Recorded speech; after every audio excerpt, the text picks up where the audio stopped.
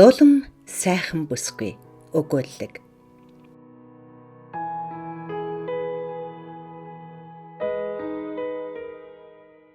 Чиний зохиолч гэж юу байх вэ хэмээсэн их нэрийнхээ дотор малтсан хорон үгэнд өөлөөд байвал өндөгч гэсэн өөтэй харагдана хэмээн хариу барин суугаа эрийг зохиолч Лута гин. Цаг үргэлж үгээ зайлган бодлоо зангидан суудаг Лутагийн эхнэр үгийн хорон аашны түргэнийг эвхэж дэлгэн самнасаар амралтын өдрөө өнгөрөөгөөд ажилдаа яаран одно. Зохиолч хэмээх бие тоосон нөхөр их нэрийнхээ цацлаа цалигааг чимээгүйхэн өнгөрөөгөөд хаалга шиdən гармагцсан сэтгэл амирлан бичгийн ширээндээ суусаар лүглийн унжина. Ганц нэг хэн шүлэг богино өгүүлгийг эс тооцвол олигтой бүтээлгүйхээр нь өдөржин бичснээ оройн дахин уншиж дуусваа үгүй юу санаанд нь хүрэхгүй тул толгойс ихсэрснээ ураад хаяжчихна. Гэвч хизээ нэгэн өдөр хамгийн шилдэг бүтээл маань энэ л ширээний араас төрөндөө хэмээн эргэлзэж тэнэгэлзэхгүй бодол тэм босож оройн хоолны мах сонгин соромстой нөхрөлсөөр нэгэн өдрийг барна. Манай энэ гэж гэртээ суугаад бичих заасан тоогдохгүй. Гэрээс гараад амтэн хүн тоогдохгүй. Хэцүүхэн хүндээ гэсэн яншаа үгийн эрэнд сэтгэлээ бэрттэл зүсүүлсээр сорвжиж хатуурсан мэт цээж нь хүйтэн хүндий болжээ.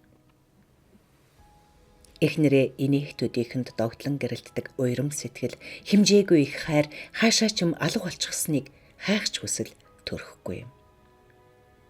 Ийм л нэг дасал болсон уйдгарт өглөө Лута зохиолч толинд харангаа сахлаа хус зогсохдоо өдөөсөн ширтэх цог золбоогоо гээсэн мэт дүр төрхөө тогтон хараад зочих шиг болов. Чи чинь өнгө зүсээ хаана гээчгээвэ хэмээн гайхаж шогшрон дуу алдаад өөрөөс анх удаа өөхайн толь руу ширтэв. Өвдөг гарсан шолхогор өмдний дээгүүр булхайх үсэрхэг хөвлий гэдэс булчин сул байсан мөр бугалгаа хараад анх удаа дург гутав. Ойрд гаргаж өмсөөгүй шинхэн өмд цамцаас олж хааш унтсан халимаг үсээ самнан урчин жилээс хойш мартсан мэт тавир дээр хэвтэх үнэртэй уснаас авч зөөлөн цацаад дахин толинд харав. Хөгшин минь бас жовоо шүү гэх шиг өөдөөс нь инээмсэглэн харах өөрийгөө олж үзмэгц зохиолчийн сэтгэл үл мэдэх сэргэн борооны чиг ханхалсан салхивчний дор гадагш цонхоор харан хэсэг зогсов. Хавар зун ээлжилж хорвоо ертөнц хүртэл өнгөө сольж байхад Лутаал ганцаар бүхнээс үлдэж хосорсон мэт санагдахад цоо шин зохиол бичиж үзэх хүсэл төрөхгүй яаран очиж ширээндээ суугаад үзгээ шүүрэн авав. Эхнэрийнх нь гол гогдом үгэнд гоморхож асан сэтгэл нь хамгийн сайхан бүсгүй бичиж хариугаа авъя гэсэн өшөрхөө бодлоор дүүрээд ирэв. Дурлам сайхан хүүхэн гэж ихээ томор бичгэд үзэг барьсан хуруу нь яарсан сэтгэлээ гүйцэхгүй байх шиг санагдана. Лута ийн яран бичгтээ нэг үсэг гээж орхиснооч анзаарсангүй. Энэ гарчгийн дор үг холбон бичгэд сэтгэл зүрхнийх нь гүнд нуугдсан мэт уян төгс үс өөрөө хэвлэн урсан цалигж урган нахиалах шиг болоход үлгэрийн дагн мэт гоо үцгэлэнд бүсгүйг үгийн урнаар зурж эхлэв. Эхлээд төөний өөдөөс гайхан бишрэх торомгор алаг нүдийг нь уруулаад сорвын таатайхан үнсгэд хамар цэнхих анхил үнэрийг нь төсөөлөн бичв.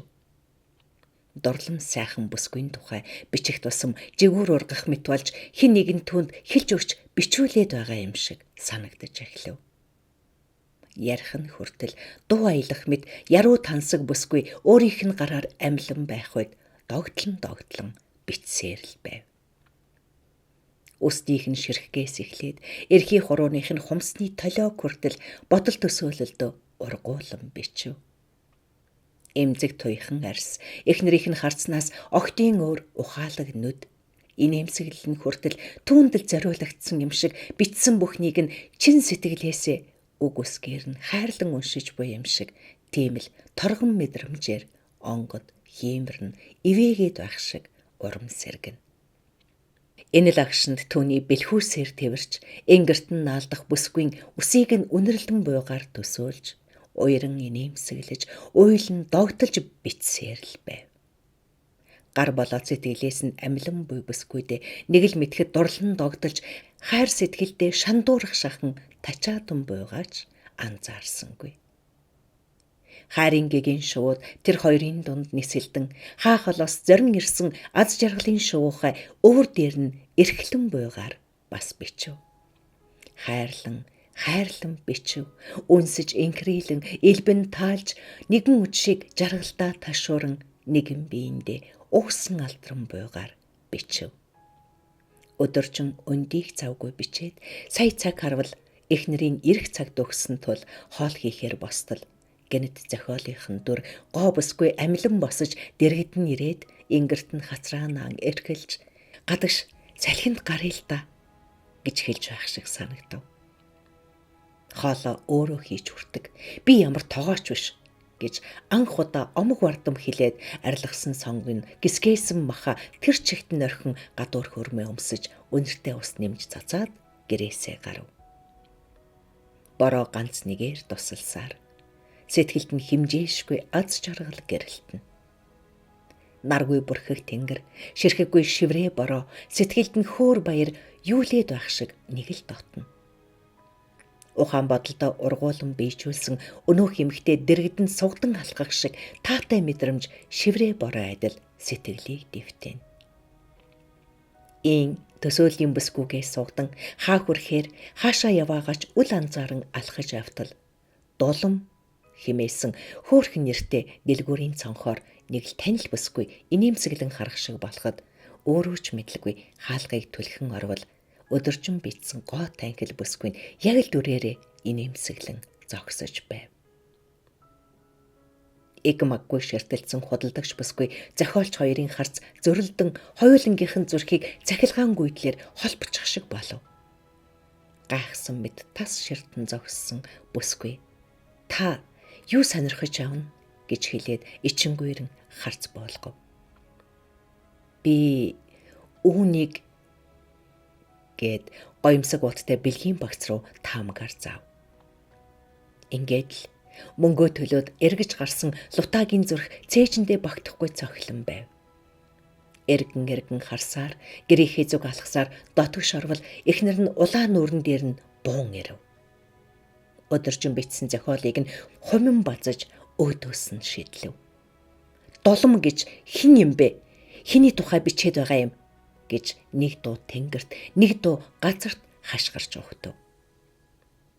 Гартаа барьсан дулам гоо сайхны брендийг нь харсан эхнэрийн нүд улаан галаар дүүрэх мэт болж өөхөө бүр дулам нэртэй гоо сайхны бүтээгдэхүүн хүртэл олоод авчи. Багхан шиг дарлаарай чи химэн хашгирах амнаас нь гарсан үг үсэрсэн шүлс хүүгсэн салхи гурав урдаасаа шингэрч аваа хідэн үсийг нь хуу татчих шахав. Би явлаа.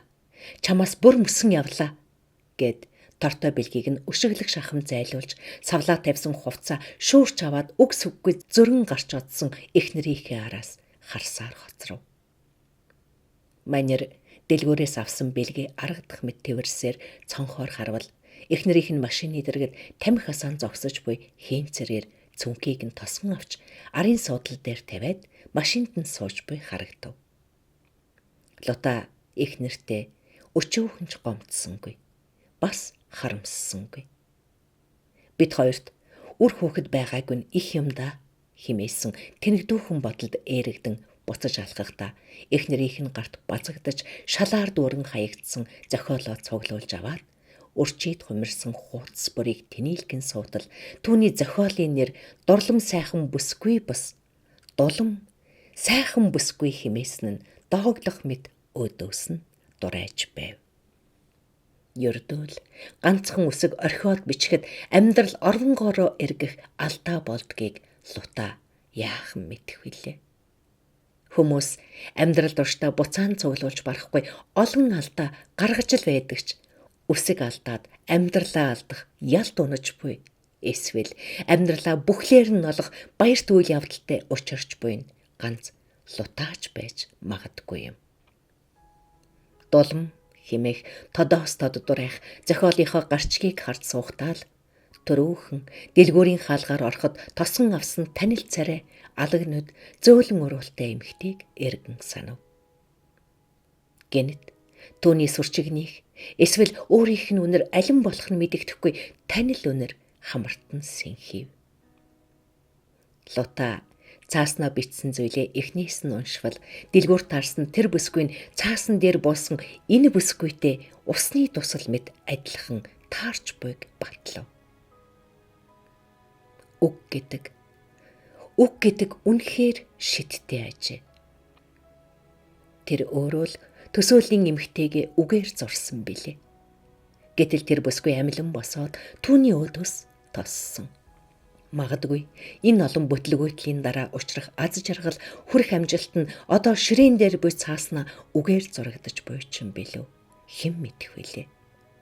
Магад тэр бүсгүйтэй учирч гэмээн амьдрал зохиол хоёр адилхан зурагдаж болох санагдана. Лута ширээнд суугаад үргэлжлүүлэн бичихтэй. Маргааш өдөр нь дулмыг хайж олохоор танил дэлгүүрийн гадаа очоод ажил тарахыг нь удаан хүлээж өөдөнд нь санаандгүй таарч буй дүрийг эсгэн яриа өдөхөд бүсгүй түүний зүг өнөөхөлнүүдэрээ харж дотн инээмсэглээд хамт хооллох саналыг нь хүлээн авав. Хэмээн бичиж дуусгав.